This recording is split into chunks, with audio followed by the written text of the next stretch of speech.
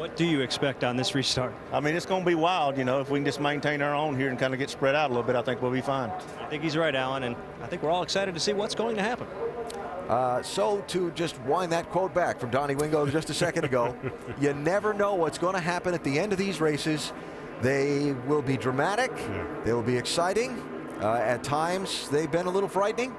And we'll see how these final 21 laps will play out in this thing as the field comes to the start-finish line and gets the signal in one more lap. We go back racing at Pocono. Let's send it upstairs to Marty Reed, Dale Jarrett, and Andy Petrie. I don't know what's going to happen, but I'm anxious to find out. And I think everybody is, Alan, and the fans are on their feet, and they were cheering wildly as the cars rolled by. And now, obviously, we've gone well past our normal scheduled time. Everybody who's tuned in, maybe, perhaps, you haven't been with us for a while, but this is about as exciting as it is going to get, because the last few restarts after cautions have literally been knocked down dragouts. It's going to be Sam Hornish Jr. on point, then Greg Biffle, Mark Martin, Carl Edwards in row 2, Joey Logano, David Reagan in row 3, Ryan Newman, Martin Truex 7th and 8th, Paul Menard, Tony Stewart 9th and 10th, and rounding out the top 12 will be Harvick, Montoya, and now Jeff Gordon shown in 13th position. When that green flag comes out, it's going to be have at it, boys. Lights are out on the pace car, and next time by, 21 laps to go on this 2.5-mile triangle. We've talked about how tricky it can be.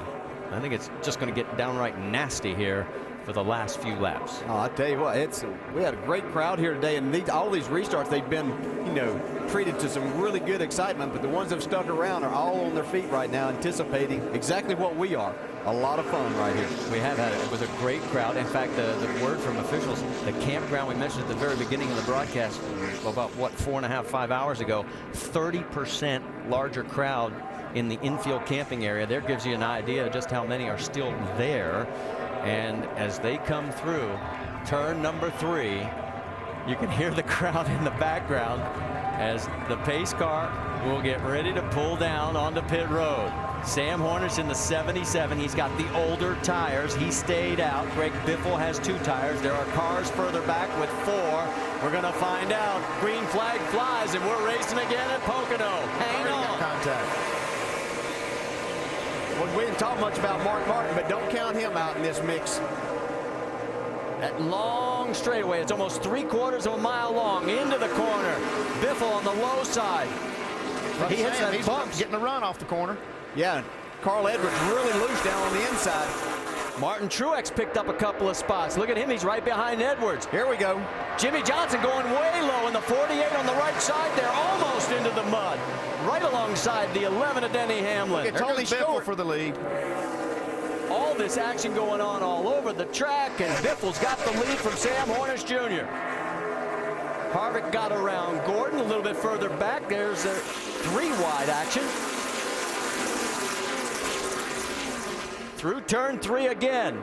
This time by 20 laps to go, and Hornish is hanging in there. Yeah, he's not ready to give this up quite yet. Let's go 3 wide. You've got Jeff Gordon on the inside. Look at the push. Montoya is giving the 20 of Logano.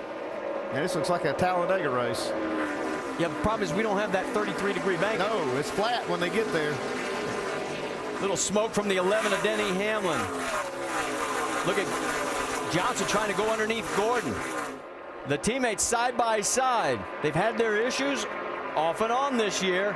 They're going to 3 wide. Make Joey Logano and say bye-bye. They split him.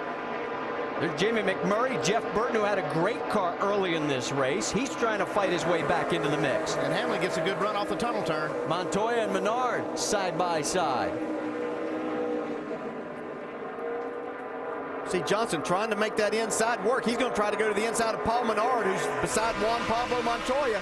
3 wide off of turn 3. Down the stretch. Look at the 48 on the inside there. Hamlin all the way to the inside. Hamlin's got just enough underneath the 48. Careful. No contact. He gets out of it. Boy, look at the run that Jimmy Johnson gets off of turn 1. Here comes Hamlin, too. He's got a nice run. Is he going to push or try to pass? Looks like he's going to try the pass. Down the inside. 48 tucks up underneath Jeff Gordon. Here comes Hamlin side by side, taking the position away from the 48. Johnson's going to try to go back underneath, but that 11 car is too strong for that.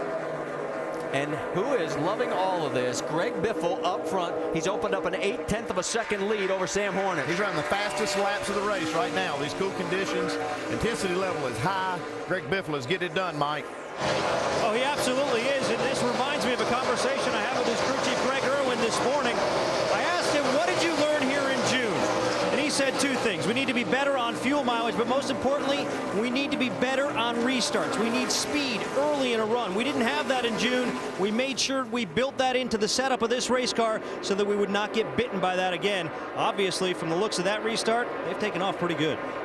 While you finished up, you saw Denny Hamlin on the left side get around Juan Pablo Montoya. Biffle trying to get Ford its first win of 2010. See David Reagan there in the 6 car. He's holding on nicely with that UPS Ford. Gordon's trying to dispose of him right now, though. Jeff dives underneath him and looks like he's going to clear him. So Gordon, remember, he restarted back in 13th. He's now moved up to the 9th position. Next time by, 17 laps to go. We've got a lot of race. Sorry, Marty. We got a lot of racing left. 18 laps, a long way to go here.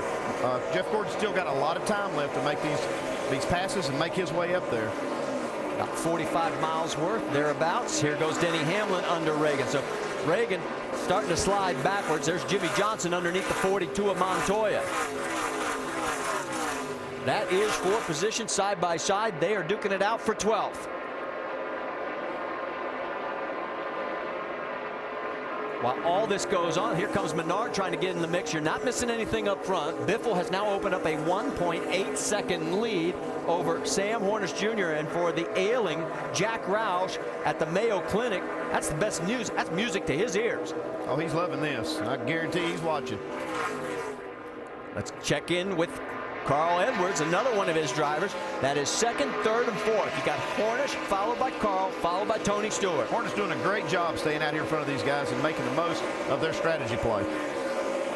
His career best finish was here last year, 4th. And here comes Mark Martin trying to get into the mix. And there comes Kevin Harvick. Remember, we always talk about how by the end of the race, he keeps creeping back into the mix. Down the Long Pond Straight. Let's check in on Jeff Gordon. He is now up to 9th, as we pointed out. He's got Ryan Newman in his sights. It's a good run up off the tunnel turn. Yeah, and where Jeff is, he can't waste any time in making these passes on these guys. He has to get himself in a position where each corner, when he catches them, he's got to go by him. See if he can get it run off of turn 3 here on Ryan Newman. He is 5.4 seconds behind the race leader, trying to get around the 39 of Ryan Newman.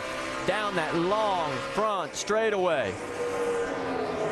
Looks like Denny Hamlin's going to try and go on the high side. Newman says, whoa, either side I look, I got cars all around me. Wow, what a power move there. Look at Hamlin go. Boy, Hamlin just takes both spots. Let's go back to the battle for 2nd because Hornish has got his mirrors full of Carl Edwards and Tony Stewart. Here comes Tony on the high side of the 99. Yeah, as Carl tried to make that pass on Sam Hornish, Tony took advantage of that, went to the outside, see if he can complete the pass, and he does down in turn 2.